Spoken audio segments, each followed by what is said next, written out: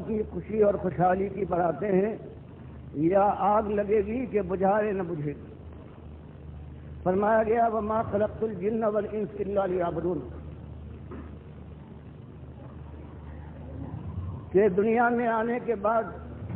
یہ تم جانتے ہو کہ تمہارا کوئی حق نہیں تھا کہ تمہیں پیدا کیا گیا، اور پیدا کرنے والے نے تم کو یوں نہیں بھیجا ہے کہ اس کی دنیا سونی پڑی تھی تم جاؤ گے تب آباد ہوگی۔ اس نے تمہیں پیدا کیا، زندگی گزارنے کے سامان دیے، عقل و خرد سے نوازا، اور تمہارے سامنے کامیابی اور ناکامی کے دونوں راستے کھول کر بیان کر دیے۔ سب سے پہلے جو انسان دنیا میں آیا ہے اس کو پیغمبر بنا کر بھیجا تاکہ وہ خیر و شر سے واقف ہو۔ اس کے بعد انبیاء پر انبیاء آئے، کتابوں پر کتابیں اتاری گئیں، اور آخر میں یہ مہمن کتاب اللہ تعالیٰ کی قرآن کی شکل میں نازل فرما دی قیامت تک کے لیے، اور بتا دیا کہ مسئلہ ایک ہے، وہ ایمان کا مسئلہ ہے۔ جو اس کو حل کر دکھائے صحیح طریقے سے، اس کے تقاضے پورے کر دے، بس وہ اس دنیا میں بھی اللہ کی رحمت کا مستحق ہے، چاہے مالک اس کو آزمائش میں ڈالے، لیکن انجام کے لحاظ سے وہی کامیاب ہونے والا ہے اور وہی اپنی مراد کو پا جانے والا ہے۔ اور اللہ نے سارے انسانوں کو صرف ایک مقصد اور ایک امتحان کے لیے پیدا کیا ہے، اور وہ ہے الا لیعبدون، حصر کا یہ صیغہ ہے کہ کوئی اس کے علاوہ کوئی مقصد نہیں ہے سوائے یہ کہ اللہ کا بندہ مالک کا بندہ بن جائے، اس کے علاوہ کسی اور کی بندگی کی طرف رخ نہ کرے۔ تو توحید اصل، اور مالک کی فرما دیا یہ زمین اور آسمان قائم ہے یہ اسی توحید کے اوپر، اور جو آیا ہے اللہ کی طرف سے سب سے پہلے اس کو سنایا گیا کہ یہ مسئلہ تمہیں ساری دنیا کے سامنے واشگاف پہنچانا ہے، اور یہ مسئلہ ایسا ہے کہ اس راستے میں آپ کے سمندر حائل ہوتے ہیں، خارزار وادیاں ہیں، قیامتیں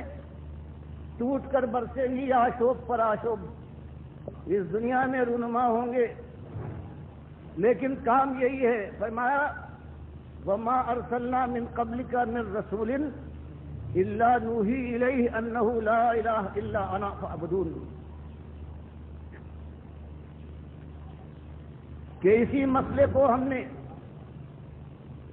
سارے پیغمبروں کے ذریعے سے ان کی امتوں کو پہنچانے کے لیے ان پر وہی اے نبی صلی اللہ علیہ وسلم، آپ سے پہلے جتنے رسول آئے سب کے اوپر ہم نے یہی وحی کی کہ مسئلہ ایک ہے، آزمائش اور امتحان ایک ہے، اور اسی کے اوپر فیصلہ ہوگا آگ کا اور جنت کی بہاروں کا۔ وہ یہ ہے کہ لا الہ الا انا، کہ مالک نے فرمایا سمجھ لو کہ الہ میرے علاوہ کوئی اور نہیں ہے، اکیلا میں ایک الہ ہوں، میں ایک معبود سارے عبد ہے، میں خالق ساری کائنات مخلوق، میں رب ہوں اور یہ سارے میرے مربوب ہیں۔ تو یہ پیغمبر سب سے پہلے تمہیں اپنے ایک معبود کو، ایک خالق اور مالک کو، ایک الہ کو اپنا الہ مان کر اپنی گردن اس کے سامنے جھکا کر ثابت کرنا ہوگا کہ صحیح معنوں میں تم اس کے غلام ہو، اور اس کی غلامی کے علاوہ کسی اور خلاقے کو برداشت نہیں کر سکتے۔ تو یہ مسئلہ پورے قرآن کا ایک مسئلہ ہے، کبھی اس انداز سے، کبھی یہ کہ انسانیت جب بھول جاتی ہے، جب ایمان کا مقام اس کے اندر باقی نہیں رہتا اور یہ دنیا ہے چھا جاتی ہے، جب معیار بدل جاتے ہیں، جب ایمان پیراہن بن جاتا ہے کہ جس انداز سے انسان چاہے اسے پہنے اور جب چاہے اتار پھینکے. فرمایا جب کبھی ہماری رحمت جوش میں آئی ہے اور مشیت کا تقاضا ہوا ہے تو ہم نے انسانیت کو سمجھانے کے لیے جس کو بھیجا ہے اس نے یہی ایک ایمان کا مسئلہ اٹھایا ہے کہ بھائیوں ایک مسئلہ حل کر لو پھر تمہارے 1000 مسائل ہے چٹکیوں میں حل ہو جائے گے. فرماتا ہے وَلَقَدْ بَعَثْنَا فِي كُلِّ أُمَّةٍ رَسُولًا أَنِ اعْبُدُوا اللَّهَ وَاجْتَنِبُوا الطَّاغُوتَ. ارشاد فرمایا گیا کہ ایک ہی مسئلہ ہے اور ہم نے جب کبھی جس قوم کے اندر وہ آزاد اور سرخوش اور دیوانی بن گئی ہو اپنی دنیاوی جوش کے اندر جیسے قوم عاد تھی یا قوم ثمود تھی یا کوئی غلامی میں جکڑی ہوئی قوم ہو جیسے بنو اسرائیل کے لوگ تھے یا عرب کے ریگزاروں میں بسنے والی ایک ایسی قوم ہو کہ جس کے معاش کے اوپر ہر وقت بجلیاں تڑپتی یا مرغزار ہوں شام اور فلسطین کے یا بابل اور نینوا کے ہر جگہ ایک ہی مسئلہ کہ انسانیت کو باخبر کیا گیا ہے کہ ایک مسئلہ ہے تمہارے ایمان کا کہ اللہ کے غلام بن کر مالک کو اپنا ایک ملجا اور ماوا مالک کو رب اپنے پروردگار کو الہ اس کو معبود مانو اور اس کو الوہاب سمجھ کر وہ داتا گردانو مشکلوں میں حلال المشکلات وہ ہے غوث تمہارا وہ فریاد رس وہ مجیب الدعوات سمیع الدعا ایک ہے اس کو یوں ماننے کے ساتھ ساتھ واجتنبوا الطاغوت اور کتنے یہ باطل ہیں اپنا تخت بچھائے ہوئے طاغوت کی شکل میں براجمان ہیں اور اپنی چلاتے ہیں خود مختاری کی ہوا میں دیوانے بن گئے ہیں. دنیا ان کے سامنے سر بھی جھکاتی ہے ان کے تخت کو بھی اپنے کاندھوں پر اٹھاتی ہے اس کی حفاظت کے لیے اپنے بال بچوں کو قربان کرتی ہے ان کے اوپر سے اور ان کی بات مانتی ہے. فرمایا اگر ایماندار صحیح معنوں میں توحیدی ہو تو اس طاغوت کے تم دشمن بنو گے اس سے میل ملاپ لین دین اور مداہنت کا کوئی موقع نہیں ہے. اللہ کو اپنا مالک مانتے ہو تو اللہ کے جتنے دشمن ہیں طاغوت کی شکل میں چاہے خود اللہ کی بندگی کی طرح سے اپنی بندگی کی طرف بلائیں مالک کی کبریائی کی چادر پر ہاتھ ڈال کر خود اوڑھنا چاہیں یا کسی اور کو وہ چادر اوڑھانا چاہیں فرمایا یہ سارے طاغوت ہیں ان کے دشمن بن کر اٹھو گے. یہ بات مکے کی آیات میں آ رہی ہے. سورہ بقرہ پہلی سورت نازل ہوئی ہے اس میں اور دوسرے انداز سے اور سختی کے ساتھ من یکفر بالطاغوت ویؤمن باللہ فقد استمسک بالعروۃ الوثقی لا انفصام لها. اب انداز میں ایک اور سیکھا پن آ گیا کہ اللہ کے بندو 13 سال تم میں سے کتنے ہیں کہ اللہ کی راہ میں ان کو آزمایا گیا ہے بلائے حسن کے ساتھ اور پھر ان کو اللہ کی طرف سے توفیق ملی ہے ہجرت تک. یہ 3 مارکے انہوں نے سر کر لیے ہیں. اب آخری مارکہ فولاد کا مارکہ آنے والا ہے جہاں پر سر اچھلتے ہیں سینے چاک ہوتے ہیں. اب وہ بھی دعوت دے رہا ہے اور بات وہی ہے شیطان کبھی دل کے اندر یہ ڈالے کہ 13 سال گزر گئے مکے کے اندر چین نصیب نہ ہوا رات کی نیند میسر نہ آئی صحیح معنوں میں اطمینان کے ساتھ نہ دن کا چین پھر رشتے ٹوٹے ناطے الگ ہوئے آخر کار یہ ہے کہ شہر سے نکالے گئے معاش جاتا رہا اور اس کے بعد ماحول ساری یادیں تک فراموش کرنا پڑی. اگر شیطان دل میں یہ ڈالے یہ کیا زندگی ہوئی اپنی قوم کے ساتھ تمہارا یہ معاملہ ہے تو اللہ نے اطمینان دلایا کہ نہیں ایمان کا تقاضا یہی ہے ہمارے پاس تو بہرحال تم کو آنا ہے. ہماری غیرت کا تقاضا تمہاری بندگی کا تقاضا یہ ہے کہ اس معاملے میں ذرہ برابر تمہاری کوئی کمی نہ ہونا چاہیے. اس لیے کفر کرو اس کا جو بھی اللہ کے خلاف جو ہے خود اپنے کو اللہ کی جگہ پر لانا چاہے یا اس کے ساتھی اس کو آگے بڑھانا چاہیں، اللہ کی کسی بات کے خلاف، اللہ کے نبی صلی اللہ علیہ وسلم کی کسی چیز کو وہ غلط کہے تو وہ طاغوت ہے، اور اس کے تم کو دشمن اس کا کفر کرنا چاہیے، تب کہیں تمہارا ایمان ہوگا۔ اور اگر کہیں تم نے ان طاغوت کے ساتھ کوئی رعایت کی تو اس کے بعد تم کافر ہو۔ سن لو، والذین کفروا اولیاءہم الطاغوت، جو اللہ کے خلاف بات کہنے والے، پرچار کرنے والے ہیں، ان کو اپنا ولی اور حامی اور ناصر اور رحمت اللہ علیہ اور امام بنائے۔ مالک فرماتا ہے یہ صرف کافر ہو سکتے ہیں کہ جو ایسے لوگوں کو اپنا اولیاء بنائے، اپنا ولی بنائے طاغوت کو۔ تو اس انداز سے مالک نے اس ایمان کی بات کو اس طرح سے کھول کر قرآن کے اندر بیان فرما دیا۔ ہر جگہ پر ایک ہی بات جگہ جگہ پر آ رہی، طاغوت کو 8 جگہ پر پروردگار نے مختلف انداز سے،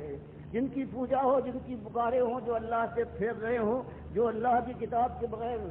اپنی بات یا اپنے باپ دادا کی بات پر فیصلہ کرے، سب کے لیے اللہ نے فرمایا یہ طاغوت ہے۔ اللہ کے خلاف جو آواز بھی اٹھتی ہے یہ طاغوت کی آواز ہے، اور تم اس کے دشمن ہو۔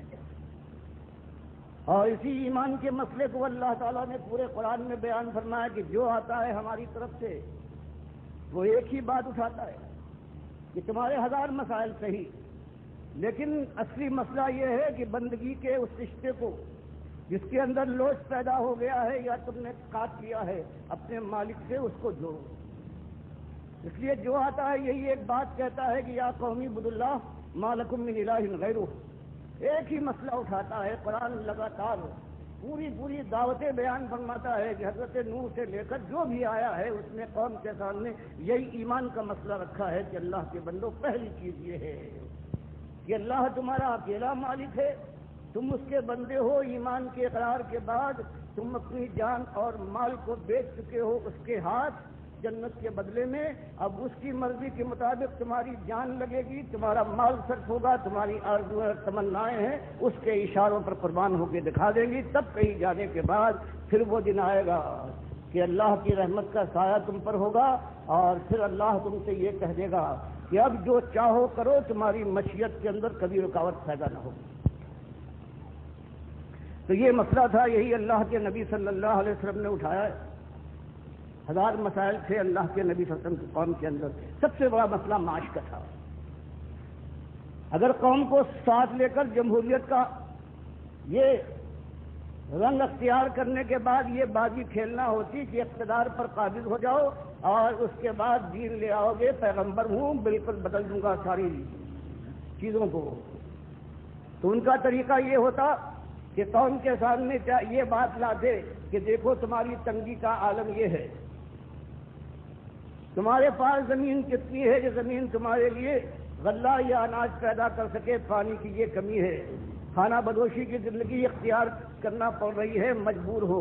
اور جو جن کے پاس کچھ تھوڑی دولت ہے وہ کمزور کو پیچھے ڈال رہے ہیں، ان کی آبرو کے دامن کو تار تار کرتے ہیں، اور جو چاہتے ہیں کر گزرتے ہیں۔ ہزاروں لاکھوں یہ غلام پھیلے ہوئے ہیں، نہ ان کی آبرو کی قیمت ہے نہ ان کی جان کا۔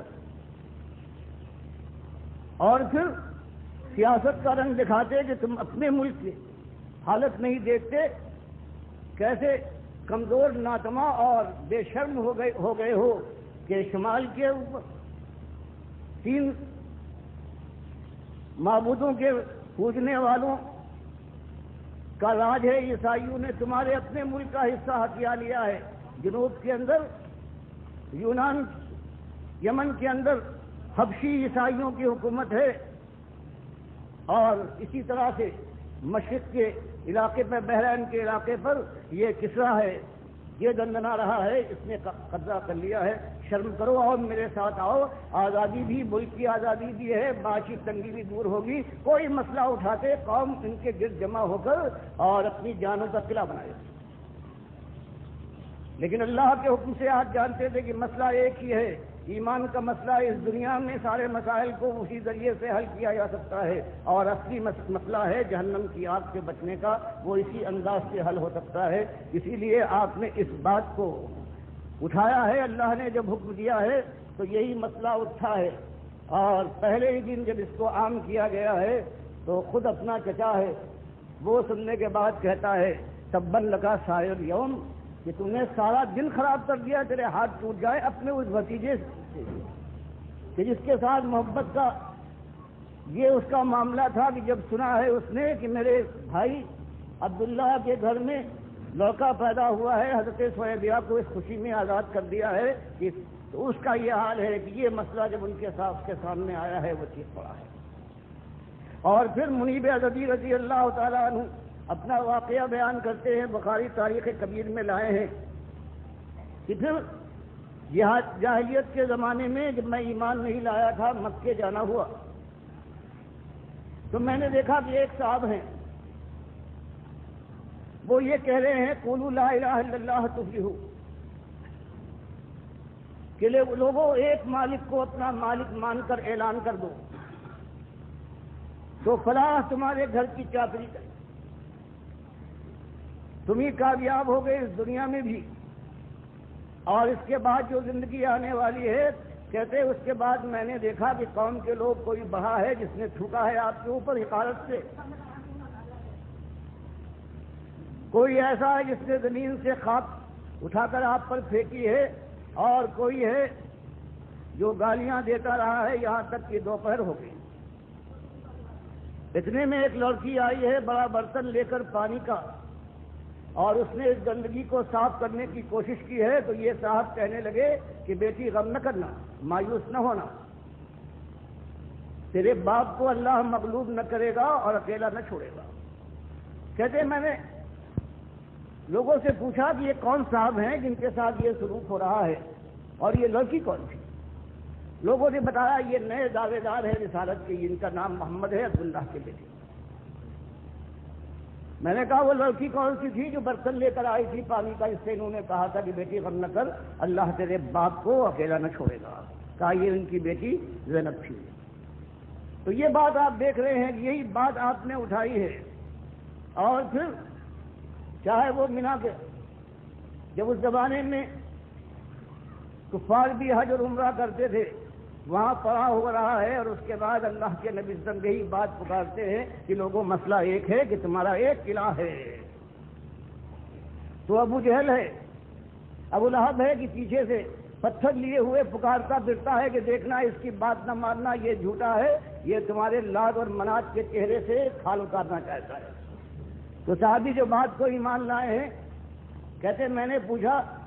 یہ کون صاحب ہیں کہ یہ بات کہہ رہے ہیں؟ انہوں نے بتایا کہ یہ محمد ہے، عبداللہ کے بیٹے، انہوں نے رسالت کا دعویٰ کیا ہے۔ میں نے کہا یہ جو سرخ انگارہ بنا ہوا پیچھے جا رہا ہے یہ کون ہے؟ کہا یہ ان کا چچا ہے ابو لہب۔ تو یہ مسئلہ ہوتا ہے کہ ہر جگہ کئی بلال رضی اللہ تعالیٰ عنہ کے ساتھ سلوک ہو رہا ہے، کبھی خباب ابن عرب رضی اللہ تعالیٰ عنہ کو انگاروں پر لٹایا جا رہا ہے، اور بخاری کی حدیث بیان کرتی ہے یہی خباب ابن عرب رضی اللہ تعالیٰ عنہ کہتے ہیں کہ اپنے ساتھیوں کے ساتھ جو بلاکشان تھے اللہ کی راہ پہ، ان کو لے کر میں پہنچا ہوں ڈھونڈتا ہوا، اور نبی صلی اللہ علیہ وسلم خانہ کعبہ کے سائے میں اپنی چادر سے ٹیک لگائے بیٹھے ہوئے تھے۔ ہم لوگ پہنچے ہیں، ہم نے عرض کیا کہ اللہ کے نبی صلی اللہ علیہ وسلم آپ دیکھ رہے ہیں کہ قوم نے کیا کیا ہے ہمارے ساتھ، کیا ہمارے لیے آپ اللہ سے دعا نہ کریں گے؟ حالانکہ کوئی ایسی بات نہیں کہی تھی۔ بخاری کی بہت سی روایتوں میں ایک میں یہ ہے کہ یہ سننے کے بعد آپ کا چہرہ غصے سے تمتما ہوتا سرخ ہو گیا، سیدھے ہو کر بیٹھ گئے اور کہا اتنی جلدی؟ اس سے پہلے بھی یہی مسئلہ اٹھایا ہے ہمت وروں نے، اور ان کی قوم نے ان کے ساتھ یہ کیا ہے کہ مجبور کیا ہے کہ زبان کو بند رکھو، باپ دادا کے دین کو عیب نہ لگاؤ ورنہ تمہاری خیر نہیں ہے، ہم تم کو آروں سے چیر ڈالیں گے۔ فرمایا پھر جو انہوں نے کہا تھا وہ کر دکھایا۔ ہر موقع پر ان کو موقع دیا گیا کہ اب بھی اس توحید کی دعوت کو اور اس کے اعلان کو تم بند کر کے باپ دادا کی دین کی طرف واپس لوٹ آؤ۔ تو اللہ کے نبی صلی اللہ علیہ وسلم نے بتایا کہ سارے موقعوں کو انہوں نے رد کر دیا، یہاں تک کہ ان کے سروں پر آرا منگا کر رکھ دیا گیا، ان کے مفرق پر جہاں مانگ نکالی جاتی ہے، اور پھر بھی انہوں نے کہا کچھ ہو جائے۔ اللہ کے نبی صلی اللہ علیہ وسلم فرماتے ہیں اس کے بعد اس حالت میں ان کو زندہ شکل میں آروں سے چیر ڈالا گیا ہے اور یہ جمے رہے۔ یہ کلمہ ہے، یہ کہ لا الہ الا اللہ کی بات کے معنی یہ ہے کہ یہ سارے باطل طاقتوروں کو یہ للکار ہے، یہ اقتدار سے کہا جاتا ہے کہ تم اللہ نے تم پر جو احسان کیا ہے، احسان فراموشی کرنے والے خود مختاری کا دم بھرتا ہے. اس کے پیدا کیے پیدا ہوا، اس کے کھلائے کھایا ہے تو نے، اس کے مارے مرے گا، اور اس کے بعد اگر سیدھا نہ ہوا تو جہنم کی آگ کا ایندھن بنے گا. اب اللہ کا شکر ادا کر جو اس نے دیا ہے. خود مختاری کی روش سے باز آ جا تو کیا اس کے ماتھے پر بل نہ پڑ جائے گا. اور یہ دولت والا، حرام کھانے والا جو خزانے کا صاف بنتا ہے سود سے، بے ایمانی سے، فریب کاری سے، اور سب سے بڑا یہ فریبی جو اللہ کے دین کو بیچتا ہے، دنیا کا مال کھاتا ہے اور اس کے بعد اللہ کے راستے سے روک کر اس کو شیطان کی راہ پر ڈال دیتا ہے. سب سے زیادہ اس کا معاش، اس کا پیٹ ہے، جس کے لیے مالک نے فرمایا ہے کہ فما اصبرهم علی النار. یہ ظالم جانتے بوجھتے کھاتے ہیں، کیسے صابر کیا کہنے. ان کی ہمت کی داد دو کہ جانتے بوجھتے اپنے پیٹ میں آگ بھر رہے ہیں اور آگ پر کس قدر قانے ہیں، کیسے شوقین ہیں. تو یہ مسئلہ اٹھتا گیا ہے، بڑھتا گیا ہے. بات یہی ہوئی ہے کہ دیکھو اصلی مسئلہ ہر رنگ سے آیا ہے. وہ ذات کا مسئلہ ہو، اللہ نے کھول کر بیان کیا کہ اللہ کی ذات یہ بے مثال ہے، اس کی تو کوئی مثال نہیں ہے. اور فرشتے جو نور کے بنے ہوئے ہیں یہ اللہ کی بیٹیاں نہیں ہو سکتی، کیونکہ اللہ تو نور کا نہیں، اللہ نے تو نور کو بنایا ہے. اسی طرح سے یہود و نصارہ کا جو یہ شرک تھا اس کا رد کیا. پھر جگہ جگہ مالک نے فرمایا کہ آخر شرک کی بنیاد تو یہی ہے کہ تم اللہ کے علاوہ دوسروں کو جو اس کی جگہ پر بناتے ہو تو اس عقیدے کے ساتھ کہ جو ہم کرتے ہیں ان حضرت کو معلوم ہو جائے گا اور ہم پکاریں گے وہ سن لیں گے، ہماری بندگی سے وہ خوش ہوں گے، گودے بھریں گے، مشکلات دور کریں گے اور اس کے بعد ہمارے گھروں میں اگر چاہیں گے تو ہن برتوائیں گے. تو مالک نے اس کو پورے قرآن میں سورہ بقرہ سے لے کر آخر تک اسی بات کو رد کیا جو بنیاد ہے شرک کی، اور وہ ہے علم کا شرک. مالک نے کہا فرشتوں کو پوجنے والوں، اللہ کی بیٹیاں بنا کر ان کا تو عالم یہ ہے کہ ان کے سامنے ہم نے کچھ چیزیں رکھ دی اور ان سے کہا کہ ذرا نام بتاؤ. قالوا لا علم لنا الا ما علمتنا. فرمایا یہ فرشتے ہیں، ان کے سامنے چیزیں رکھی ہیں، ان کے علم کا عالم یہ ہے کہ اس کا کوئی جواب نہیں. تم لوگ پکارتے ہو کبھی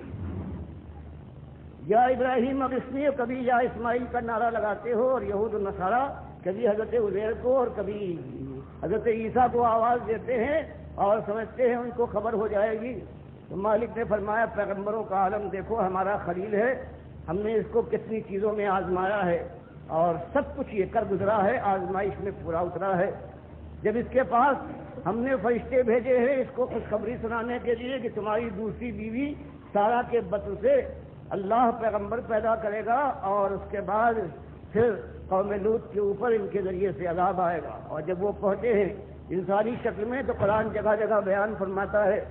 کہ علم غیب کا عالم دیکھ لو، یہ ہمارا خلیل ہے. یہ نہیں پہچان پایا کہ یہ فرشتے ہیں. ان کو انسان سمجھا اور ان کی پذیرائی اور مہمان نوازی کے لیے کھانا تیار کیا، لے کے باہر آیا ہے. اور جب انہوں نے ہاتھ نہیں بڑھایا دل میں خدشہ پیدا ہوا کہ یہ دشمن معلوم ہوتے ہیں. جب یہ صورت دیکھی ہے فرشتوں نے، یہ گھبرا رہے ہیں، سمجھ نہیں پائے. تب انہوں نے بتایا کہ آپ گھبرائیے نہیں، ہم فرشتے ہیں، ہم کھانا نہیں کھاتے. تو اللہ نے ایک واقعے سے 3 باتیں کہ دیکھو نہ تو ہمارا پیغمبر یہ غیب کی بات سے واقف ہے ورنہ اتنی مشکل برداشت نہ کرتا، نہ فرشتوں کو یہ علم ہے ورنہ فرشتے کہہ دیتے کہ پیغمبر صاحب اندر نہ جائیے، کھانے کا انتظام نہ کیجیے، آپ اس غرض سے جا رہے ہیں، ہم فرشتے ہیں، ہم نہیں کھائیں گے، آپ کا وقت بھی خراب ہوگا اور آپ کا مال بھی. اور جن کو خوشخبری سنائی گئی ان ولیہ کو، حضرت سارہ کو، اگر ان کو خبر ہوتی کہ یہ فرشتے آئے ہوئے ہیں انسانی شکل میں تو حضرت ابراہیم سے وہ کہتی کہ آپ یہ تکلیف نہ کیجیے، نہ مجھے تکلیف میں ڈالیے، تو فرشتے ہیں. تو مالک نے اس کی گل کاٹی. پھر بتایا کہ دیکھو یہ جو قبروں کے باقی ہیں جن سے تم مانگتے اور جن کے سامنے جا کر ماتھے رگڑتے ہو، جیسے اہل کتاب کا خاص طریقہ ہے، اور تم لات کی قبر کے پھیرے لگا کر ان کا عرس مناتے ہو، اور تمہارا خیال یہ ہے یہ یہاں سے جانے کے بعد بھی تمہاری پکاروں کو سنتے ہیں، تمہارا ملاحظہ کرتے ہیں، تمہاری باتوں کو سننے کے بعد تمہاری مرادیں بدلاتے ہیں یا کوشش کرتے ہیں بات پہنچاتے ہیں۔ تو مالک نے فرمایا دیکھو ہمارا ایک پیغمبر ہے، وہ گزرا ہے، ایک برباد کریے سے ہم نے اس کو خبر دی تھی کہ یہ پھر آباد ہوگا۔ وہ کہتا ہے اللہ یحیی ھذہ اللہ بعد موتھا، کہ مالک یقین تو ہے انہیں یہ فرمایا ہے لیکن سمجھ میں نہیں آتا یہ برباد بستی ہے، یہ کیسے پھر سے آباد ہو جائے گی۔ مالک فرماتا فماتہ اللہ مئۃ عام ثم بعثہ قال کم لبثت قال لبثت یوما او بعض یوم۔ فرمایا اس کے بعد ہم نے 100 سال کے لیے اس کو موت دی، موت کے بعد ہم نے پوچھا 100 سال کے بعد جگانے کے بعد کہ تمہارے خیال میں کتنی دیر یہ کیفیت ہوگی کہ تم بے ہوش رہے ہو، اس بات کی کیفیت میں تم نے گزاری ہو گھڑیاں؟ تم نے جواب دیا کہ مالک میرے خیال میں 1 دن گزرا ہوگا یا 1 دن سے بھی کم۔ تو مالک فرماتا ایک پیغمبر ہے ہمارا، اور اس کے بعد 100 سال کے لیے اس کو ہم موت دیتے ہیں، اس کو اپنی اس موت کی خبر نہیں ہے۔ 100 سال گزرنے کے اوپر وہ اپنا ظن بیان کرتا ہے کہ 1 دن یا 1 دن سے کم، اور یہ سارے مٹی کے ڈھیر اور پتھر کے تم نے بنائے ہیں، تمہارا عقیدہ یہ ہے کہ یہ تم جاؤ اور یہ سنتے ہیں، تم کو پہچانتے ہیں، اس کے بعد تم کو اپنی رحمت اور مرحمت سے نوازتے ہیں۔ تو مالک نے فرمایا ان کو کیا خبر ہو؟ اسی طرح سے اولیاء اللہ کے ساتھ یہ سلوک کیا گیا ہے جیسے اللہ سے اور کوئی ہو سکتا ہے، یہ یہود و نصارہ کا قاعدہ تھا۔ تو اللہ نے بتایا کہ دیکھو اصحاب کہف ہے، ایمانداری کی انتہا ہے ان کی کہ جوانیاں اپنی انہوں نے اللہ کے لیے میٹ دی ہیں، اور 309 سال تک ہم نے ان کو سلائے رکھا ہے، اور جب ہم نے ان کو جگایا ہے ان سے پوچھا ہے کہ آخر کتنے دنوں تم رہے ہوگے نیند کی کیفیت میں، 2 پارٹیاں بن گئیں۔ ایک پارٹی کا جواب یہ تھا کہ شاید 1 دن، اور دوسری پارٹی کہتی رہی ہے کہ 1 دن سے بھی کم۔ فرمایا یہ اولیاء اللہ ہیں، کیا ان کو خبر؟ کون جانتا ہے؟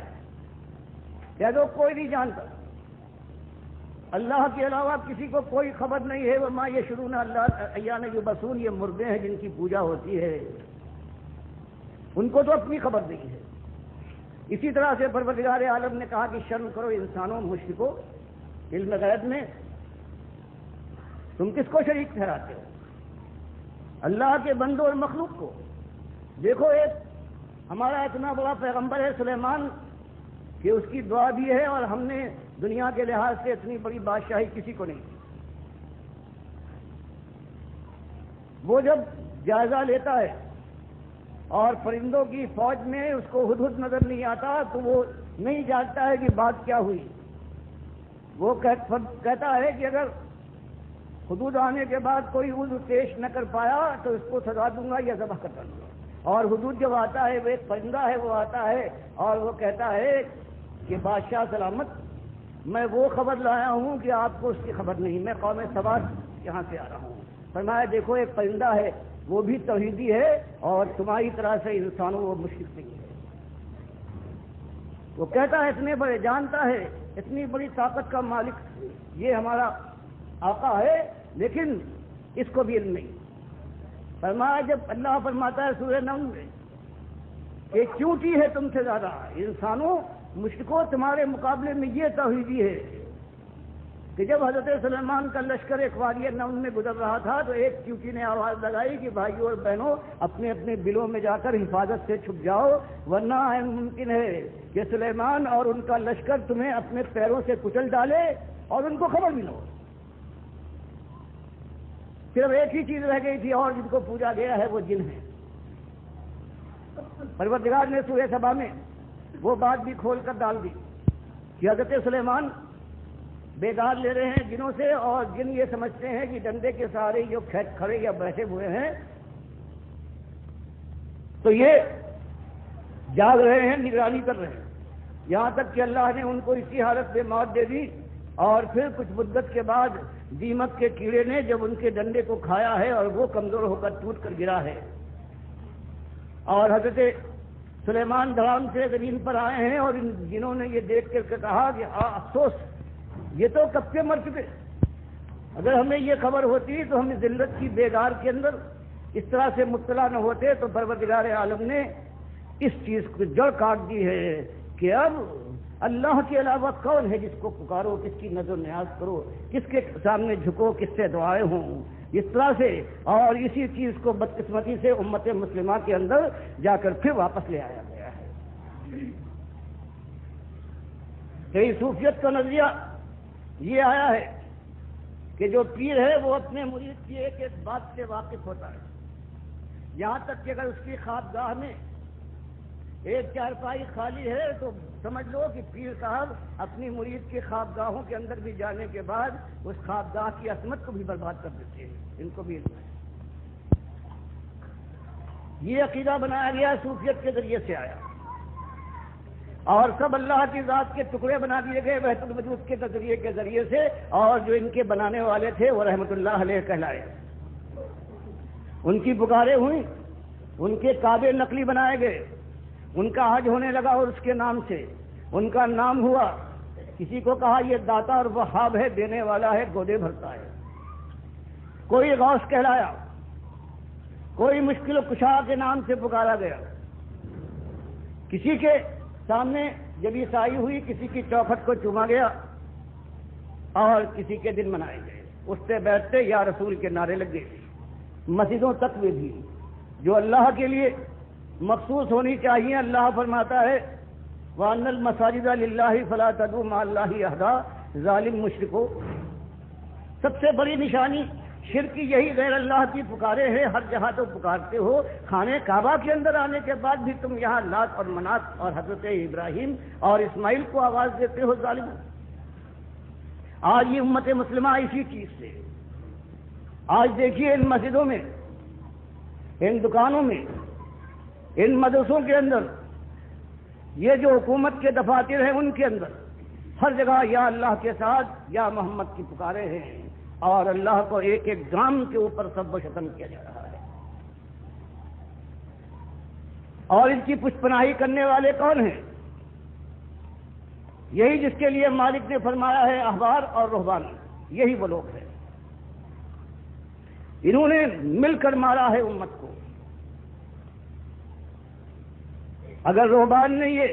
شرک کا وہ نظریہ دیا کہ وحدت الوجود کا نظریہ کہ ہر چیز ہے, چاہے وہ بہتا ہوا گندگی کا ڈھیر ہو جو کہیں رکھا ہوا ہے یا نجاست جو بہ رہی ہے, وہ بھی اس کا ایک ایک جز ہے, وہ اللہ کی ذات کا ٹکڑا ہے. تو اب شرک کے کارخانے ایسے کھول دیے کہ ایک چیز کو, ایک بال کو اگر 10 لاکھ حصوں میں تقسیم کیا جائے تو یہ 10 لاکھ حصے ہیں, یہ اللہ کی ذات کے ٹکڑے ہو گئے. اور ذات کی انتہا یہی کیا کم تھا, ادھر انہوں نے ذات کا یہ انداز شرک اختیار کیا. یہاں یہ جو علماء کہلاتے ہیں, یہ احباب نے یہاں یہ کہہ دیا کہ اللہ نور کا ہے اور اللہ کے نبی صلی اللہ علیہ وسلم اسی نور کا ٹکڑا ہے. ذات کا شرک براہ راست بجائے اس کے کہ اہل کتاب یہود و نصارا کے وہ واسطہ دیتے کہ یہ بیٹے ہیں, نسخے کا واسطہ دیتے ہیں. اس مسلمان امت کے بڑوں نے یہ کیا ہے کہ اپنے جوش محبت میں اللہ کو برا بھلا کہنے کے ساتھ ساتھ اللہ کے نبی صلی اللہ علیہ وسلم سے یہ ظلم کیا ہے کہ ان کو اللہ کے ساتھ شریک ٹھہرا دیا, اللہ کی ذات کا ٹکڑا بنا دیا. اور اس کے بعد اللہ کے نبی صاحب نے اپنی وفات کے زمانے میں جو ایک چیز شرک کی جو اصلی جڑ بنتی ہے اہل کتاب امتوں کے اندر, اسی کے ذریعے سے شرک گھستا ہے, اور وہ یہی تھا کہ کہیں حضرت جندب روایت کرتے ہیں مسلم کی کہ 5 دن پہلے آپ نے وفات سے یہ کہا تھا کہ الا من کان قبلکم کانوا یتخذون قبور انبیائہم وصالحیہم مساجدا, کہ دیکھو تم سے پہلے جو اہل کتاب امتیں گزری ہے ان کے اندر شرک آیا ہے. مسجدوں یہ قبروں کے ذریعے سے انہوں نے سجدہ گاہ بنا لیا ہے, ان کی پوجا کی ہے, ان کے عرس اور دن منائے ہیں, ان کی قبریں آراستہ کی ہیں. میں تم کو منع کرتا ہوں تم یہ کام نہ کرنا. یہ آپ نے پوری طرح سے ڈرا دیا. اور عائشہ فرماتی ہے اس کیفیت کے اندر کہ بیماری کا زور ہے, کبھی چادر آپ منہ پر ڈالتے ہیں اور کبھی اسے اٹھا پھینکتے ہیں. اس زمانے میں آپ کی زبان کے اوپر یہی بات ہے کہ لعن اللہ الیہود النصارى اتخذوا قبور انبیائهم مساجدا، لعنت ہو یہود و نصارہ پر، انہوں نے اپنے انبیاء کی قبروں پر تو سجدہ گاہ بنا لیا ہے، اسی لیے نبی صلی اللہ علیہ وسلم نے فرمایا کہ قبر پکی نہ کرنا، اس کے اوپر کوئی عمارت نہ ہو اور یہاں پر مجاور بن کر نہ بیٹھنا۔ اب یہ شیطان پریشان تھا کہ کیا کرے، اور اس کو موقع مل گیا ایک مشہور ذات سے۔ اس نے پہلا حملہ کیا حضرت عمر کے اوپر کہ جوش کے اندر یہ آ کر، اور اب کبھی ان سے یہ بات نہیں ہوئی ہے، اب یہ کہنے پر ہی اتر آئے ہیں کہ جس نے یہ کہا کہ اللہ کے نبی صلی اللہ علیہ وسلم کو وفات مل گئی، میں اس کا سر اڑا دوں گا گردن سے۔ ابو بکر رضی اللہ تعالیٰ عنہ کے خطبے سے یہ کیفیت ختم ہوئی اور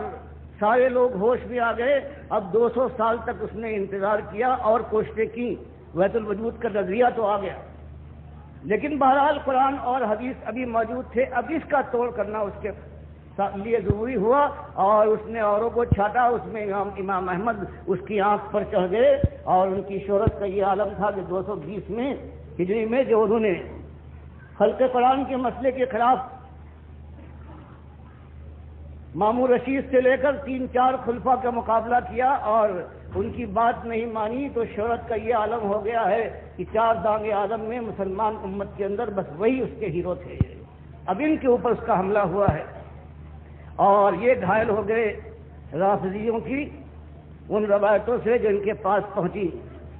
اور اس کے بعد وہ روایتیں یہ تھیں کہ اللہ کے نبی صلی اللہ علیہ وسلم 20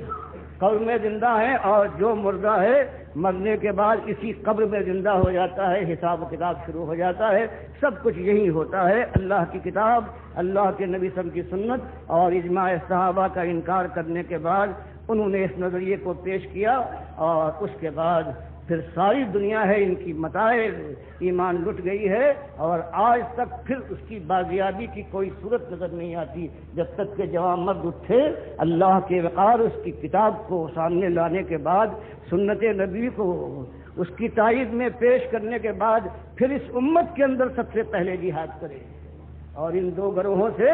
جو احبار اور رہبان ہیں ان سے ٹھن جائے اللہ کی دی ہوئی توفیق سے۔ پھر کہیں جا کر یہ مسئلہ، یہ شرک کا مسئلہ جو قبروں کے ذریعے سے آیا ہے یا وحدت الوجود کے ذریعے سے، ان دونوں محاذ کے اوپر جوان مردوں کے لیے یہ موقع ہے۔ اگر یہ موقع ہاتھ سے چلا گیا، لوگ جانتے ہوئے ہمت کر کے نہ اٹھے، اپنے مالک کا کھانے کے بعد، نمک خوار بننے کے بعد نمک حلالی کی ہمت اپنے اندر پیدا نہ کی، تو اس کے بعد جہنم کی آگ وہ آگ ہے کہ مالک فرماتا ہے کلا انہا لظا، یہ بھڑکتی ہوئی شعلہ زن آگ ہے، نزاعۃ للشوا، یہ چہرے کی کھال کو جھلسا کر کھینچ لے کرے گی، لیکن موت نہ آئے۔ تو آج یہ مسئلہ ہے، اور اس کے لیے یہی چیز ہے کہ دونوں محاذ پر یہ دونوں نے ہم کو مل کے مارا ہے، دونوں ایک ہو گئے احبار و رہبان، اور ان کی بات ایسی چلی ہے کہ کوئی مسلک جو آج پایا جاتا ہے وہ ان کی ضبط سے نہ باہر ہے، بلکہ پوری طرح سے گھائل ہے، ان کی آواز میں آواز ملا کر ان کی حمایت کر رہا ہے، جان قربان کر رہا ہے مسلک والا، اور ان دونوں باتوں پر جمع ہوا ہے کہ نہیں، شریعت کے علاوہ اور یہ طریقت ہے، حقیقت بھی ہوتی ہے، وحدت الوجود بھی صحیح ہے، اور یہ بھی کہ یہ مردہ ہے یہی سنتا ہے یہ قبر والا،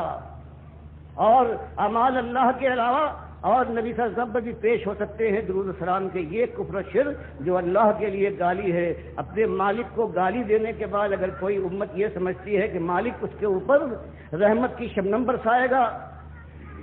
اور انگارے نہ برسیں گے، تو یہ نادانی اگر نہیں ہے تو اس کے علاوہ نادانی کہاں ہوتی ہے، کس طرف سے رونما ہوتی ہے۔ تو آج جو مسئلہ ہے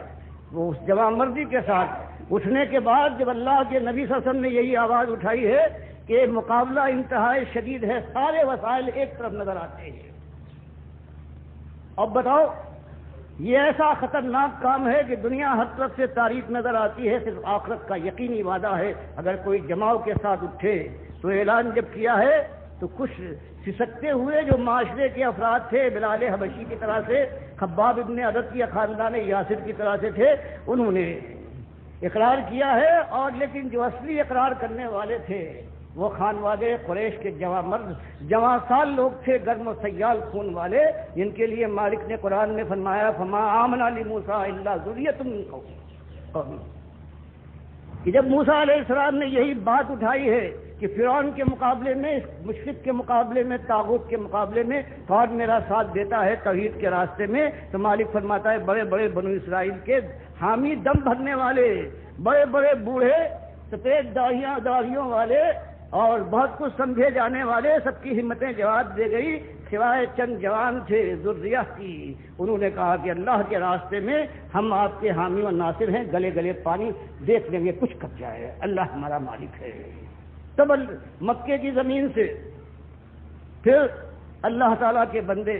اٹھے ہیں، کہیں مصعب بن عمیر وہ شہزادہ اٹھا ہے کہ جس سے زیادہ آرام و آسائش میں جاہلیت کی جوانی میں کوئی اور اس کی مثال نہیں ہے قریش مکہ کے شہزادوں میں۔ اور آج جو میں نے اس کا ذکر کرنا چاہتا ہوں وہ عتبہ ابن ربیعہ، جو قریش مکہ کا سردار بن کر آیا ہے بدر کی جنگ میں، اس کا مقام آپ پہچان سکتے ہیں کہ ابو جہل بھی اس کے نیچے تھا۔ ان کے بیٹے ہیں ابو حذیفہ ابن عتبہ، ان کی بیوی ہیں سہلہ بنت سہیل ابن عمرو، جو صلح حدیبیہ میں قریش مکہ کے نمائندے بن کر آئے تھے، جو خطیب قریش تھے، ان کی بیٹی تھی، ان کے نکاح۔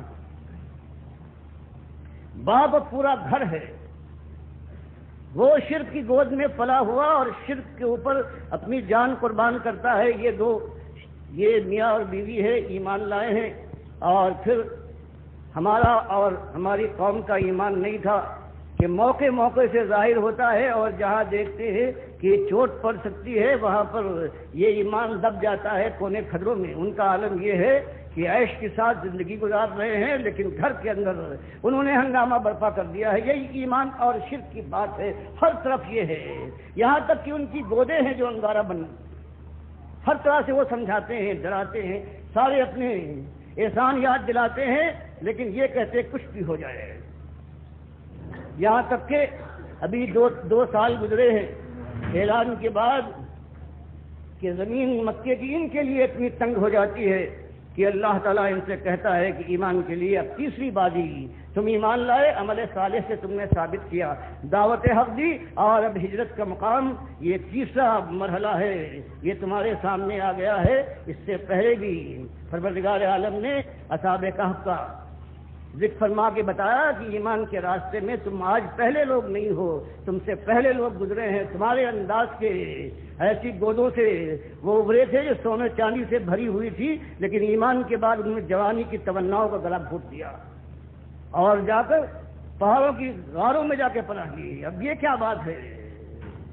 یا عبادی الذین آمنوا ان ارضی واسعہ فإیایا فاعبدون۔ اب اگر یہ ہے ایمان کا تقاضا یہ ہے تو جوان مردوں چھوڑو قریش کی محلات کو، چھوڑو یہ سونے چاندی کی ریل پیل پر تھوکو اور ایمان کے لیے حبش کی طرف ہجرت کر جاؤ۔ میری زمین بہت وسیع ہے۔ بات یاد رکھنا کہ ایک مسئلہ ہے فإیایا فاعبدون، یہ بندگی اور غلامی کے معاملے میں صرف میری ایک ذات ہے، کسی اور کو حق نہیں۔ توحید سے ذرہ برابر کوئی انحراف کا موقع نہ ہونا چاہیے، ورنہ الی مرجعکم، ورنہ جاؤ گے کہاں؟ سب کچھ تم نے کر لیا ہے۔ ایک موقع پر آخری سانس اکھڑنے سے پہلے اگر کہیں ایک موقع پر تم نے کمی دکھائی تو میرے پاس آؤ گے، سارے کارنامے حیات کے اوپر میں سیاہی پھروا کر تمہیں جہنم کی آگ کا نظر کروں گا۔ تو اللہ کے یہ بندے ہیں، ہجرت کرتے ہیں، واپس آتے ہیں، میاں بیوی دونوں اپنے 90 ساتھیوں 95 ساتھیوں کے ساتھ، جن کی اکثریت ہے قریش مکہ کے شہزادے ہیں، شہزادیاں ہیں جنہوں نے ہجرت کی ہے۔ ایک دو عامر ابن فہیرہ رضی اللہ تعالیٰ عنہ کے علاوہ کوئی ان بلا کشان جو غریب اور غلام اور لونیوں کے زمرے سے تھے ان کے اندر کوئی نہیں ہجرت کر پائے، یہی ہیں جو گئے ہیں اور پھر یہ واپس آئے ہیں۔ دوسری ہجرت کی ہے مدینے کی طرف،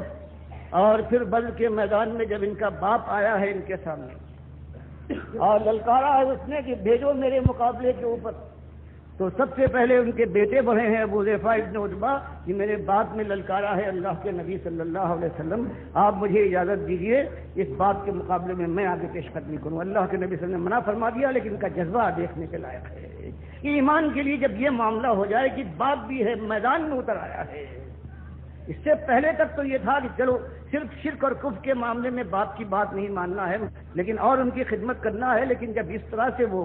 میدان جنگ میں پھان پڑے تو اس کے بعد پھر اب کوئی معاملہ نہیں ہے۔ جس طرح سے عبد الرحمن جو حضرت ابو بکر کے بیٹے ہیں، جب اس بدر میں اپنے باپ کے خلاف آئے ہیں لیکن بعد کو ایمان لانے کے بعد ایک دن اپنے والد سے یہ کہنے لگے کہ بابا بدر کے مارکے میں بالکل آپ میرے وار کے سامنے تھے لیکن میں نے کہا باپ پر کیا بات کروں۔ فرمایا بیٹے تمہاری بات اور ہے لیکن خدا کی قسم اگر تم کہیں اس وقت میرے سامنے ہو گئے آگے ہوتے تو میں تم کو جانے نہیں دیتا اللہ کے معاملے میں۔ تو یہ پہلی بات آپ نے دیکھی ہے کہ جان لگائی ہے، جوانی نہیں بلکہ جوانی کی ساری امنگوں کا جو دنیا سے وابستہ ہوا کرتی ہے، اس شہزادے نے اپنی بیوی کے ساتھ اس پر لات ماری ہے ایمان اور آخرت کے لیے۔ اور اس کے بعد پھر اس کا حال یہ ہے کہ سارے مارکوں میں شامل ہے، اور یہاں تک کہ بخاری روایت کرتے ہیں کہ سالم مولا ہے، ایک ایرانی سالم جن کا نام ہے، جن کے لیے اللہ کے نبی صلی اللہ علیہ وسلم نے دوسرے نمبر پر بخاری مسلم کی حدیث میں کہا ہے استقروا القرآن من اربع، اور پہلا نام لیا ہے عبداللہ ابن مسعود رضی اللہ تعالیٰ عنہ کا، اور دوسرا نام لیا ہے ان سے سیکھو اس ایرانی کا، یہ غلام تھا اس کا نام سالم ہے مولا ابو حذیفہ۔ تو یہی ابو حذیفہ رضی اللہ تعالیٰ عنہ ہیں، ان کو اس کو تعلیم دی ہے اور تعلیم دینے کے بعد آزاد کیا ہے، اور پھر اس کی قرآن دانی کا یہ عالم ہے۔ اور بخاری روایت کرتے ہیں پھر اپنی بھتیجی کے ساتھ ایرانی آزاد کردہ غلام کی شادی کی ہے، قریش مکہ کا سردار کی اپنی بھتیجی کے ساتھ یہ کیا ہے۔ یہ ایمان جو تبدیلی پیدا کی تھی وہ ہے۔ اور پھر ابو داؤد وغیرہ کی روایت آتی ہے کہ جب یہ آیتیں اتری، جب محرمات کا ذکر ہوا تو سہلہ بنت سہیل رضی اللہ تعالی عنہا نے جو ان کی اہلیہ محترمہ تھیں، انہوں نے آ کر اللہ کے نبی صلی اللہ علیہ وسلم سے اپنی ایک مشکل بیان کی کہ سالم میری گودوں کا پالا ہوا تھا، اور جو میرے شوہر ابو حذیفہ کا ان سے تعلق ہے یہ بھی آپ کو معلوم ہے، لیکن قرآن کی یہ آیتیں اتری ہیں اور سالم اس میں نہیں آتا جو میرے محرم ہیں۔ اب میرے شوہر جو دیکھتے ہیں تو ان کی آنکھوں میں تغیر پاتا ہوں کہ جب اللہ نے اس کو محرم نہیں بنایا ہے اور اللہ کے نبی صاحب میرا بچہ ہے، بالکل میں نے اس کو گودوں میں کھلایا ہے، اب کیا کروں، میرے دل پر ماں کی طرح سے مجھ پر ممتا کی چوٹ پڑ رہی ہے، میں کیا کروں۔ تب نبی صاحب نے ان کو ایک خاص حکم دیا ہے کہ ان کے دل سے اور اللہ کی جو بات کے اندر جو جوش آتا ہے ان کو اطمینان دلانے اور شان کرنے کے لیے تمہارے لیے خاص چیز ہے کہ اس جوانی کے عالم میں ان کو سالم کو دودھ پلا دو، اس طرح سے جو ان کا غصہ ہے وہ رفع ہو جائے گا۔ تو انہوں نے یہ کیا، اسی لیے ہر جگہ جہاں دودھ کا معاملہ ہوتا ہے اس میں ذکر کر دیتے یہ خصوصیت ہے کہ دودھ شریکہ وہ ہوتا ہے کہ جو اس زمانے میں دودھ پیے کہ جب دودھ پینے کا زمانہ ہوتا ہے، ان کا معاملہ بالکل الگ ہے۔ اور اس کے بعد آخری زمانہ کہاں گزرا ہے، یمامہ کی جنگ ہے نبی صلی اللہ علیہ وسلم کی وفات کے بعد حضرت ابوبکر کے زمانے میں، اور دونوں ابو حذیفہ ابن عتبہ رضی اللہ تعالیٰ عنہ اور ان کے یہ آزاد کردہ غلام اور داماد سالم مولا ابو حذیفہ ہے، یمامہ کی جنگ میں شریک ہیں، اور یہ مسلمہ کذاب کے ساتھی بنو حنفیہ اس قدر شدید جنگ کرتے ہیں جس سے پہلے کوئی مثال نہیں ہے کہ عرب کے اندر اتنی شدید جنگ ہوئی ہو۔ کبھی ایسا ہوتا ہے کہ مسلمان مجاہدین پیچھے ہٹنے لگتے ہیں اور یہ سردار ہیں ایک دستے کے حضرت ابو حذیفہ ابن عتبہ، یہ دیکھنے کے بعد چیختے ہیں اور کہتے ہیں ہم تو نبی صلی اللہ علیہ وسلم کے زمانے میں اس طرح سے جنگ نہیں کرتے تھے کہ پیچھے بھی ہٹ جائیں، گڑھا کھود کر کھڑے ہو گئے اور آواز دی کہ اللہ کے بندو اللہ کی راہ میں آخری بازی کھیلو، یہاں تک کہ وہ بازی یہ اور تو چاہے نہ کھیل پائے ہوں لیکن ان کا عالم یہ ہو گیا کہ یہ شہید ہو کر زخمی ہو کر گرے ہیں۔ لیکن جھنڈا ان کے آزاد کردہ غلام حضرت سالم نے اٹھا لیا۔ ایک مجاہد کی زبان سے بے ساختہ نکل گیا کہ سالم اس خیال سے کہ تم آزاد کردہ غلام ہو، اس شدید جنگ کے اندر تم ہمارے سالار بنو، ابو حذیفہ بھی عتبہ کی جگہ پر تم سے ہمیں امیدیں کم ہیں، تم اس کے حامل ثابت نہیں ہو سکتے۔ یہ کہنا تھا کہ کس نرمی سے عین وقت پہ اس قدر شدید اعتراض کیا جا رہا ہے۔ وہ کہتے ہیں بھائی اگر میں اس جھنڈے کا حق نہ ادا کر پاؤں تو تو اس کے بعد اللہ کے نبی صلی اللہ علیہ وسلم نے میرے متعلق تو کہا ہے میں حامل قرآن ہوں، اور حامل قرآن اور وہ کوئی کمزوری دکھا جائے. غرض جنگ ہوئی اور اللہ نے فتح دی ہے، مسلمہ کذاب مارا گیا ہے، اور خبر دی گئی ہے ان کو کہ سالم اللہ نے کامیابی دی. وحشی نے جو ان کے اوپر حضرت حمزہ کا جو الزام تھا شہادت کا، وہ آج اس کا بدلہ اتار دیا اور مسلمہ کذاب کو جہنم واسی کروا دیا ہے. خوش ہو جاؤ. انہوں نے پوچھا کہ میرے آقا کا کیا ہوا؟ جو زخمی ہو کر گرے تھے لوگوں نے کہا وہ شہید ہو گئے. پھر پوچھتے ہیں کہ وہ میرے بھائی جس نے مجھ پر اعتراض کیا تھا کہ تم اس لائق نہیں ہو، اس کا کیا بنا؟ بتایا گیا کہ وہ بھی شہید ہو گیا. تو جواب ہی دیتے ہیں جذبات کا یہ عالم ہے. کہتے ہیں کہ پھر اگر یہ ہوا تو میں بھی انشاءاللہ شہید ہونے والا ہوں، ان دونوں کے درمیان مجھے دفن کرنا. یہ ایک جذباتی معاملہ ہے. جیسے حضرت عمر نے جوش میں آ کر یہی جذبات پہ کہا کہ میری خواہش یہ ہے کہ نبی صلی اللہ علیہ وسلم کے ساتھ دفن ہوں، اور اس سے پہلے خواہش کر چکی تھی حضرت عائشہ، حالانکہ اس دن انہوں نے اثار کیا. تو یہ جذبات کے معاملے میں تو یہ ایک زندگی ہے، یہ زمانہ گزرا ہے اور تاریخ اس پر گواہ ہے کہ یہ ایمان کا دور گزرا ہے، توحید کا دور گزرا ہے، طاغوت کا دشمن دور گزرا ہے، اور شرک کے پیچھے جان اور مال کی قربانی دے کر اس کا قلع کما کرنے کے لیے وہ دور گزرا ہے. اسی ایمان کے لیے اسی قرآن نے رہنمائی کی ہے، اسی سنت نے راہ دکھائی ہے. جوان مردوں نے تلواروں کی چھاؤں کے اوپر اللہ کی راہ میں سبقت کی ہے، اور جب کوئی نیزہ ان کے سینے کو پار کر کے نکل گیا ہے تو انہوں نے آواز لگائی ہے خوشی سے بے قابو ہو کر کہ اللہ اکبر فزت ورب الکعبہ. تو یہ ایک انداز ہے. آج بھی ایمان کی پکار تو یہی ہے. یہ اور بات ہے کہ اللہ توفیق دے تو ہر سب کچھ ہو سکتا ہے، لیکن ایمان کا معاملہ یہ ہے کہ اگر اللہ دل میں پوری طرح سے ایمان خالص اتار دے تو پھر سیرتوں میں ایک انقلاب عظیم پیدا ہو جائے گا. وہی جو شرابیں پینے والے حضرت عبید نے کعب کا یہ عالم تھا.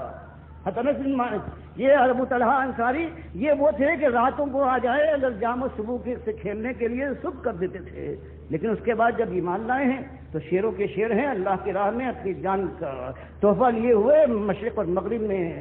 دوڑے جا رہے ہیں. 80 برس کا سن ہو گیا ہے اور پھر کہتے ہیں یہ غزوہ ہو رہا ہے سمندری غزوہ. اللہ کے نبی صلی اللہ علیہ وسلم نے فرمایا ہے کہ اس کے شرکا میں سارے جو ہیں اللہ نے واجب کر دیا ہے جنت کو. امیر معاویہ جا رہے ہیں، میں بھی جاؤں گا. گھر والے روکتے رہے کہ 80-90 برس کا سن ہے، ہر مارکے میں تو شریک تھے، اور اب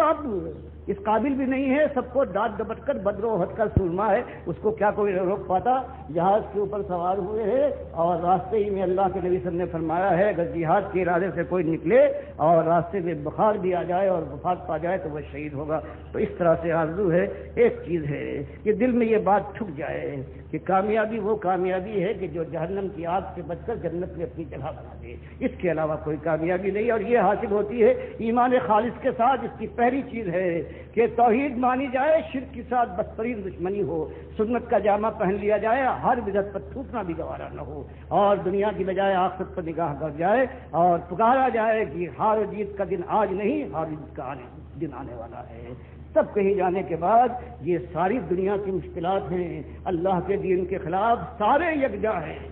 اللہ نے بس یہ بتایا ہے کہ اللہ کے بندو اصبروا وصابروا ورابطوا، ایمان لاؤ، اللہ کے راستے میں دین حق کی تبلیغ کرو، چوٹے کھاؤ سہلا لو، زخم ہو شیرانہ آواز چاٹ جاؤ، پھر مل کے اللہ کی راہ میں للکارتے ہوئے باطل اور طاغوت کو آگے بڑھو، اور پروردگار تم پر رحمتوں کے سائے کرے گا، اور مالک تم کو اس دنیا میں بھی سرفراز کر کے تمہارے دل کی ٹھنڈک پہنچائے گا، اور آخرت کی وہ بادشاہی کہ مالک فرماتا ہے کہ لہم فیہا ما یشاؤون. ایک بات دیکھ لیں، مالک فرماتا ہے پھر ان سب کے لیے جنت میں داخل ہو جائیں، اب ان کی مشیت راج کرے گی. خالدین ایک دو دن کی بات نہیں، ہمیشہ ہمیشہ کا معاملہ ہے. اور کسی کے دل میں یہ خدشہ ہو جائے کہ ایسی بات دل میں آ جائے کہ جو مالک رکاوٹ ڈالے، فرمایا نہیں، کان علی ربک وعدا مسئولا، مالک تم سے وعدہ کرتا ہے کہ اگر کوئی تمہاری آرزو، تمہارا حکم، تمہاری مشیت جو تم چاہو نہ ہو تو مالک حق دیتا ہے کہ مالک کو وعدہ یاد دلاؤ کہ پروردگار تم نے یہ وعدہ کیا تھا اور وعدہ پورا نہیں ہوا. یہ تو یہ آ گیا جو چاہو گے. اور اس کے بعد سورہ قاف میں مالک اس سے بہتر بیان فرماتا ہے کہ لہم فیہا وہاں لہم ما یشاؤون فیہا ولدینا مزید. فرمایا جو تمہاری مشیت ہو تو بدھ ہی جائے گا، اور جو تمہاری مشیت تمہارے ذہن و خیال میں نہ آئے وہ ہم اپنی طرف سے مزید دیں گے. اسی لیے اللہ کے نبی صلی اللہ علیہ وسلم نے فرمایا کہ مالک فرماتا ہے عادت العباد الصالحین ما لا عین رات ولا اذن سمعت ولا خطر علی قلب بشر، کہ اللہ فرماتا ہے میں نے اپنے جنتی بندوں کے لیے وہ کچھ تیار کر رکھا ہے جو کسی آنکھ نے دیکھا نہیں ہے، کان میں اس کی بھنک نہیں پڑی ہے، دل پر اس کے تصور کا سایہ نہیں پڑا ہے۔ اور نبی صاحب بخاری کی حدیث میں بیان فرماتے ہیں یہ وہ چیزیں ہیں اللہ کے نبی صاحب فرماتے ہیں کہ جو قرآن و حدیث میں بیان ہو چکی ان کے علاوہ ہے۔ اب غور فرمائیے کیا انداز ہے، جو قرآن و حدیث میں وہ سب کے علاوہ یہ ہے وہ چیزیں اللہ نے تیار کر رکھی ہے آنکھوں کی ٹھنڈک کی شکل میں ہے۔ تو یہ مسئلہ ہے، اور اس کے لیے اگر اس زندگی کو سفل کرنا ہے، اس زندگی کو کامیابی سے ملانا ہے تو ایمان کو سب سے پہلے تازہ کیجئے، اللہ کے سامنے پھر جھک جائیے، اور پھر اللہ کے راستے میں خوابگاہوں کو چھوڑنے کے بعد پھر اپنے بھائیوں کو آواز دیجئے، دین حق کی ایک ایک بات کو سامنے لائیے، اور باطل کے ایک ایک رت کو برہنا کر کے اس پر چرکے لگائیے، پھر دعوت حق پھر کھلی توحید کی دعوت اور یہاں شرک کو ختم کرنے کے لیے پھر اللہ تعالیٰ آزمائش میں ڈالے گا۔ مالک فرماتا ہے انبیاء تشریف پڑے ہیں، رسولوں پکار اٹھے ہیں کہ متى نصر اللہ، فرمایا لیکن ہم ساتھ چھوڑنے والے نہیں ہیں، ایک حد تک آزمانے کے بعد ہم بلائے حسن سے کامیاب کریں گے۔ تو یہ آپ کے سامنے بھی ایمان کا یہ تقاضا ہے، یہی میرے سامنے ہے، آئیے کہ تجدید کریں، لا الہ الا اللہ محمد رسول اللہ سمجھیں، اور ان نبی صلی اللہ علیہ وسلم اور ان کے ساتھیوں کی زندگی اپنے سامنے رکھ کر پھر تصور کریں کہ وہ جا رہے ہیں، کتنے جا رہے ہیں جہنم کی طرف کھینچے دیے جا رہے ہیں فرشتے ان کو، اور کتنے ہیں کہ پذیرائی ہو رہی ہے، مبارکباد دی جا رہی ہے۔ اور یہ جب نقشہ پورا تصور اگر آ جائے ذہن کے اندر گویا حاضر ہے قرآن اور حدیث کا جو نقشہ ہے، تب کہیں جانے کے بعد اس خارزار وادی میں صحیح معنوں میں قدم ڈال کر پھر جمع کر سکتا ہے اللہ کی توفیق سے۔ اللہ مجھے بھی اس بوڑھے کو توفیق دے کہ سانس نکلے تو اس کے بعد ایمان کے ساتھ نکلے، اور راستے میں نہ تو کوئی ہمت جواب دے اور نہ چالاکی کے لیے خود اپنی جان بچانے کے لیے دین کو موڑ دیا جائے۔ یہی ہوا ہے امت کے اندر کہ بڑے بڑے اٹھے ہیں، بڑی امیدیں ان سے وابستہ کی گئی ہیں، لیکن اس کے بعد اس راستے کی دشوار گزاریاں ان کے سامنے آئی ہیں اور راستہ فیصلہ بدل دیا ہے۔ اللہ اس طرح سے مرتب نہ کرے اور مالک جنت کی بجائے جہنم کی طرف نہ جائے۔ اللہ تعالیٰ کی مالک ایک طرف